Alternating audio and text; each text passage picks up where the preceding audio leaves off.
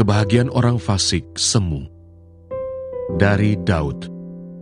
Jangan marah karena orang yang berbuat jahat. Jangan iri hati kepada orang yang berbuat curang. Sebab mereka segera lisut seperti rumput dan layu seperti tumbuh-tumbuhan hijau.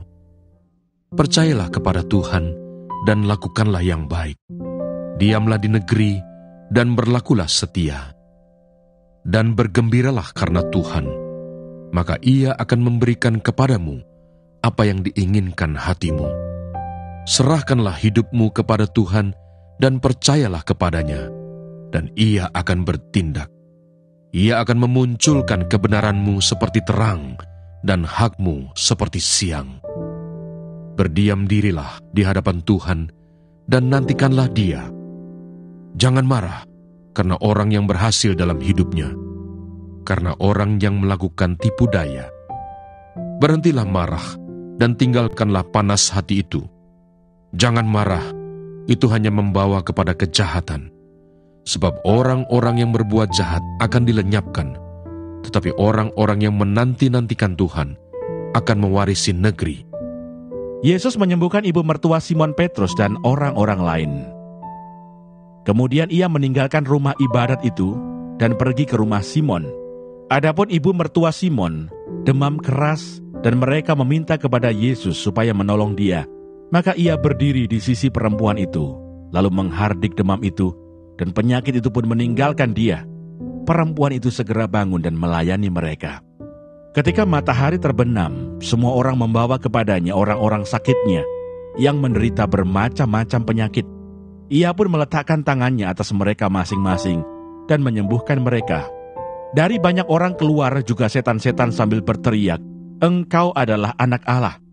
Lalu ia dengan keras melarang mereka dan tidak memperbolehkan mereka berbicara, karena mereka tahu bahwa ia adalah Mesias. Yesus mengajar di kota-kota lain. Ketika hari siang, Yesus berangkat dan pergi ke suatu tempat yang sunyi. Tetapi orang banyak mencari dia, lalu menemukannya dan berusaha menahan dia supaya jangan meninggalkan mereka. Tetapi ia berkata kepada mereka, "Juga di kota-kota lain, aku harus memberitakan Injil Kerajaan Allah, sebab untuk itulah aku diutus." Dan ia memberitakan Injil dalam rumah-rumah ibadat di Yudea. Pada suatu kali, Yesus berdiri di pantai Danau Genesaret. Sedang orang banyak mengerumuni dia, hendak mendengarkan firman Allah. Ia melihat dua perahu di tepi pantai. Nelayan-nelayannya telah turun dan sedang membasuh jalannya. Ia naik ke dalam salah satu perahu itu, yaitu perahu Simon, dan menyuruh dia supaya menolakkan perahunya sedikit jauh dari pantai. Lalu ia duduk dan mengajar orang banyak dari atas perahu. Setelah selesai berbicara, ia berkata kepada Simon, "Bertolaklah ke tempat yang dalam dan tebarkanlah jalamu untuk menangkap ikan." Simon menjawab, "Guru, telah sepanjang malam kami bekerja keras dan kami tidak menangkap apa-apa. Tetapi karena engkau menyuruhnya, aku akan menebarkan jala juga." Dan setelah mereka melakukannya, mereka menangkap sejumlah besar ikan, sehingga jala mereka mulai koyak. Lalu mereka memberi isyarat kepada teman-temannya di perahu yang lain, supaya mereka datang membantunya. Dan mereka itu datang. Lalu mereka bersama-sama mengisi kedua perahu itu dengan ikan, hingga hampir tenggelam. Ketika Simon Petrus melihat hal itu, ia pun tersungkur di depan Yesus dan berkata, "Tuhan, pergilah daripadaku, karena aku ini seorang berdosa." Sebab ia dan semua orang yang bersama-sama dengan dia takjub, oleh karena banyaknya ikan yang mereka tangkap. Demikian juga Yakobus dan Yohanes, anak-anak Zebedeus, yang menjadi teman Simon.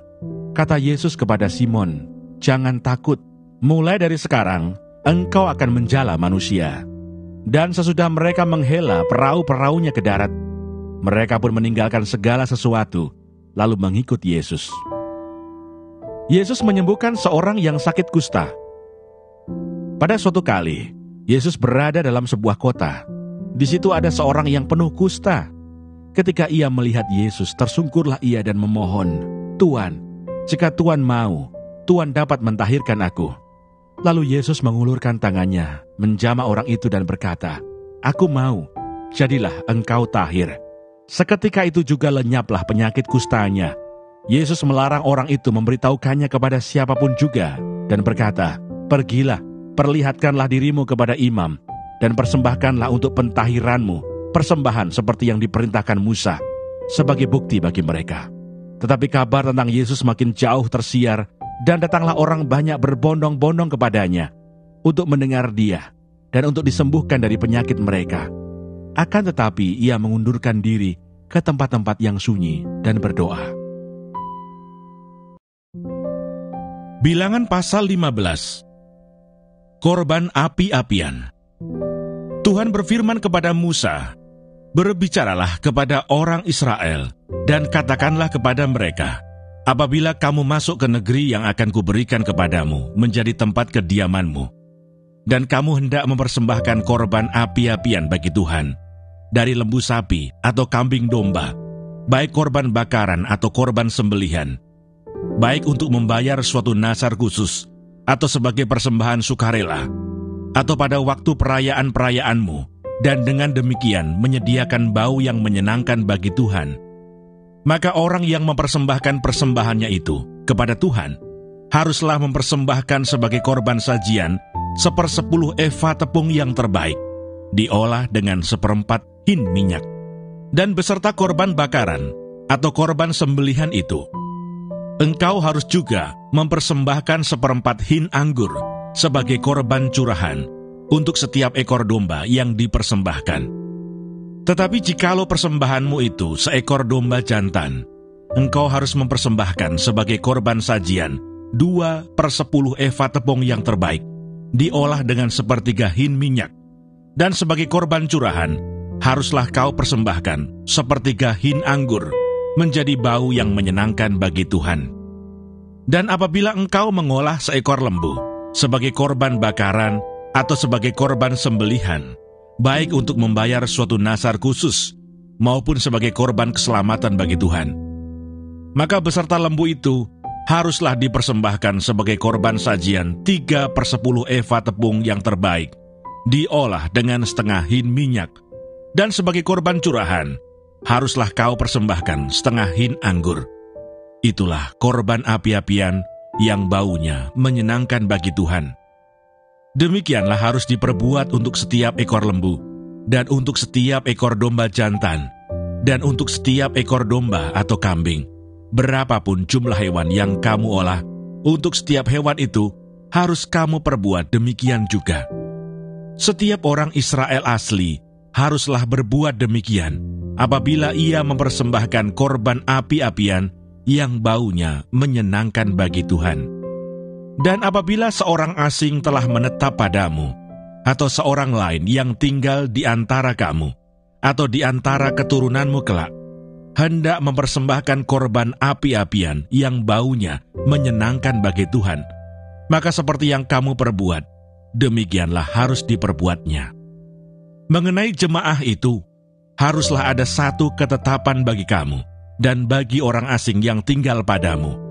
Itulah suatu ketetapan untuk selama-lamanya bagi kamu turun-temurun. Kamu dan orang asing haruslah sama di hadapan Tuhan. Satu hukum dan satu peraturan berlaku bagi kamu dan bagi orang asing yang tinggal padamu. Lagi berfirmanlah Tuhan kepada Musa, "Berbicaralah kepada orang Israel dan katakanlah kepada mereka, apabila kamu masuk ke negeri kemana kamu akan kubawa, maka apabila kamu makan roti hasil negeri itu, haruslah kamu mempersembahkan persembahan khusus bagi Tuhan. Tepung jelaimu yang mula-mula haruslah kamu persembahkan sebagai persembahan khusus berupa roti bundar, sama seperti persembahan khusus dari hasil tempat pengirikanmu. Demikianlah harus kamu mempersembahkannya. Dari tepung jelaimu yang mula-mula, haruslah kamu menyerahkan persembahan khusus kepada Tuhan turun-temurun." Dosa yang tidak disengaja. Apabila kamu dengan tidak sengaja melalaikan salah satu dari segala perintah ini yang telah difirmankan Tuhan kepada Musa, yakni dari segala yang diperintahkan Tuhan kepadamu dengan perantaraan Musa, mulai dari hari Tuhan memberikan perintah-perintahnya dan seterusnya turun-temurun, dan apabila hal itu diperbuat di luar pengetahuan umat ini, tidak dengan sengaja, maka haruslah segenap umat mengolah seekor lembu jantan muda sebagai korban bakaran menjadi bau yang menyenangkan bagi Tuhan, serta dengan korban sajiannya dan korban curahannya, sesuai dengan peraturan, juga seekor kambing jantan sebagai korban penghapus dosa. Maka haruslah imam mengadakan pendamaian bagi segenap umat Israel, sehingga mereka beroleh pengampunan, sebab hal itu terjadi tidak dengan sengaja, dan karena mereka telah membawa persembahan-persembahan mereka sebagai korban api-apian bagi Tuhan. Juga korban penghapus dosa mereka di hadapan Tuhan karena hal yang tidak disengaja itu. Segenap umat Israel akan beroleh pengampunan, juga orang asing yang tinggal di tengah-tengahmu, karena hal itu dilakukan oleh seluruh bangsa itu dengan tidak sengaja. Apabila satu orang saja berbuat dosa dengan tidak sengaja, maka haruslah ia mempersembahkan kambing betina berumur setahun sebagai korban penghapus dosa. Dan imam haruslah mengadakan pendamaian di hadapan Tuhan bagi orang yang dengan tidak sengaja berbuat dosa itu, sehingga orang itu beroleh pengampunan karena telah diadakan pendamaian baginya. Baik bagi orang Israel asli maupun bagi orang asing yang tinggal di tengah-tengah kamu, satu hukum saja berlaku bagi mereka berkenaan dengan orang yang berbuat dosa dengan tidak sengaja. Tetapi orang yang berbuat sesuatu dengan sengaja, baik orang Israel asli, baik orang asing, orang itu menjadi penista Tuhan. Ia harus dilenyapkan dari tengah-tengah bangsanya, sebab ia telah memandang hina terhadap firman Tuhan dan merombak perintahnya. Pastilah orang itu dilenyapkan, kesalahannya akan tertimpa atasnya. Orang yang melanggar peraturan Sabat. Ketika orang Israel ada di padang gurun, didapati merekalah seorang yang mengumpulkan kayu api pada hari Sabat. Lalu orang-orang yang mendapati dia sedang mengumpulkan kayu api itu, menghadapkan dia kepada Musa dan Harun dan segenap umat itu. Orang itu dimasukkan dalam tahanan, oleh karena belum ditentukan apa yang harus dilakukan kepadanya. Lalu berfirmanlah Tuhan kepada Musa, orang itu pastilah dihukum mati. Segenap umat Israel harus melontari dia dengan batu di luar tempat perkemahan. Lalu segenap umat menggiring dia keluar tempat perkemahan. Kemudian dia dilontari dengan batu sehingga ia mati, seperti yang difirmankan Tuhan kepada Musa. Jumbai peringatan. Tuhan berfirman kepada Musa, berbicaralah kepada orang Israel dan katakanlah kepada mereka, bahwa mereka harus membuat jumbai-jumbai pada punca baju mereka turun-temurun, dan dalam jumbai-jumbai punca itu haruslah dibubuh benang ungu kebiru-biruan. Maka jumbai itu akan mengingatkan kamu apabila kamu melihatnya kepada segala perintah Tuhan, sehingga kamu melakukannya dan tidak lagi menuruti hatimu atau matamu sendiri, seperti biasa kamu perbuat dalam ketidaksetiaanmu terhadap Tuhan. Maksudnya, supaya kamu mengingat dan melakukan segala perintahku dan menjadi kudus bagi Allahmu. Akulah Tuhan Allahmu, yang telah membawa kamu keluar dari tanah Mesir, supaya aku menjadi Allah bagimu. Akulah Tuhan Allahmu. Bilangan pasal 16. Pemberontakan Korah, Datan dan Abiram. Korah bin Yesar bin Kehat bin Lewi beserta Datan dan Abiram, anak-anak Eliab, dan On bin Pelet, ketiganya orang Ruben, mengajak orang-orang untuk memberontak melawan Musa beserta 250 orang Israel, pemimpin-pemimpin umat itu, yaitu orang-orang yang dipilih oleh rapat, semuanya orang-orang yang kenamaan. Maka mereka berkumpul mengerumuni Musa dan Harun, serta berkata kepada keduanya, sekarang cukuplah itu. Segenap umat itu adalah orang-orang kudus, dan Tuhan ada di tengah-tengah mereka. Mengapakah kamu meninggi-ninggikan diri di atas jemaah Tuhan? Ketika Musa mendengar hal itu, sujudlah ia. Dan ia berkata kepada Korah dan segenap kumpulannya, besok pagi Tuhan akan memberitahukan siapa kepunyaannya dan siapa yang kudus, dan ia akan memperbolehkan orang itu mendekat kepadanya. Orang yang akan dipilihnya akan diperbolehkannya mendekat kepadanya. Perbuatlah begini, ambillah perbaraan-perbaraan, hai Korah, dan kamu segenap kumpulannya. Bubuhlah api ke dalamnya, dan taruhlah ukupan di atasnya, di hadapan Tuhan pada esok hari. Dan orang yang akan dipilih Tuhan, dialah yang kudus. Cukuplah itu, hai orang-orang Lewi. Lalu berkatalah Musa kepada Korah, cobalah dengar, hai orang-orang Lewi, belum cukupkah bagimu bahwa kamu dipisahkan oleh Allah Israel dari umat Israel dan diperbolehkan mendekat kepadanya, supaya kamu melakukan pekerjaan pada kemah suci Tuhan dan bertugas bagi umat itu untuk melayani mereka, dan bahwa engkau diperbolehkan mendekat bersama-sama dengan semua saudaramu Bani Lewi. Dan sekarang mau pula kamu menuntut pangkat imam lagi. Sebab itu engkau ini dengan segenap kumpulanmu, kamu bersepakat melawan Tuhan. Karena siapakah Harun, sehingga kamu bersungut-sungut kepadanya? Adapun Musa telah menyuruh orang untuk memanggil Datan dan Abiram, anak-anak Eliab, tetapi jawab mereka, kami tidak mau datang. Belum cukupkah bahwa engkau memimpin kami keluar dari suatu negeri yang berlimpah-limpah susu dan madunya, untuk membiarkan kami mati di padang gurun? Sehingga masih juga engkau menjadikan dirimu tuan atas kami.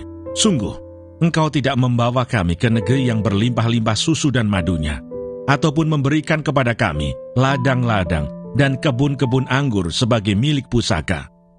Masakan engkau dapat mengelabui mata orang-orang ini? Kami tidak mau datang.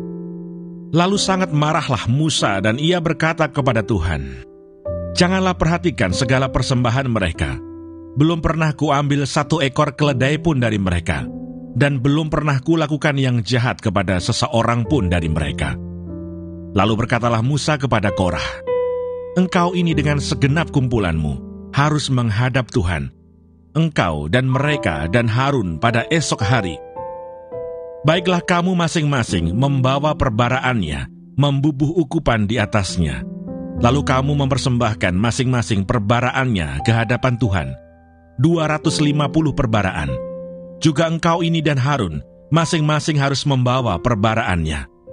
Maka mereka masing-masing membawa perbaraannya, membubuh api ke dalamnya, menaruh ukupan di atasnya. Lalu berdirilah mereka di depan pintu kemah pertemuan, juga Musa dan Harun. Ketika Korah mengumpulkan segenap umat itu melawan mereka berdua di depan pintu kemah pertemuan, tampaklah kemuliaan Tuhan kepada segenap umat itu. Lalu berfirmanlah Tuhan kepada Musa dan Harun, pisahkanlah dirimu dari tengah-tengah umat ini, supaya kuhancurkan mereka dalam sekejap mata.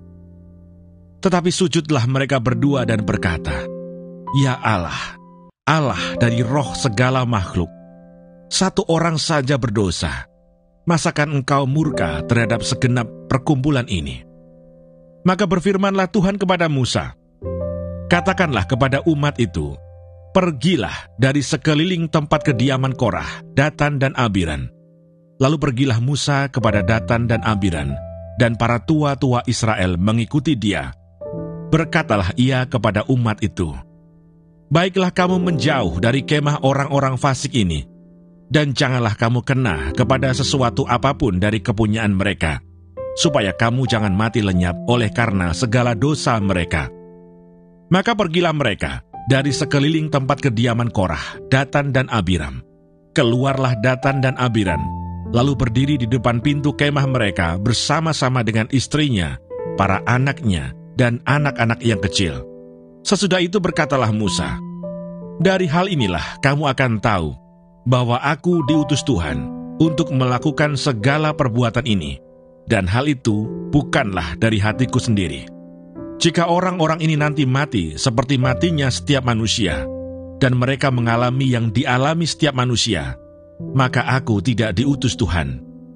Tetapi jika Tuhan akan menjadikan sesuatu yang belum pernah terjadi, dan tanah mengangakan mulutnya dan menelan mereka beserta segala kepunyaan mereka, sehingga mereka hidup-hidup turun ke dunia orang mati, maka kamu akan tahu bahwa orang-orang ini telah menista Tuhan. Baru saja ia selesai mengucapkan segala perkataan itu, maka terbelahlah tanah yang di bawah mereka, dan bumi membuka mulutnya dan menelan mereka dengan seisi rumahnya, dan dengan semua orang yang ada pada Korah, dan dengan segala harta milik mereka. Demikianlah mereka dengan semua orang yang ada pada mereka turun hidup-hidup ke dunia orang mati, dan bumi menutupi mereka, sehingga mereka binasa dari tengah-tengah jemaah itu. Dan semua orang Israel yang di sekeliling mereka berlarian mendengar teriak mereka, sebab kata mereka, "Jangan-jangan bumi menelan kita juga." Lagi keluarlah api berasal daripada Tuhan, lalu memakan habis ke 250 orang yang mempersembahkan ukupan itu.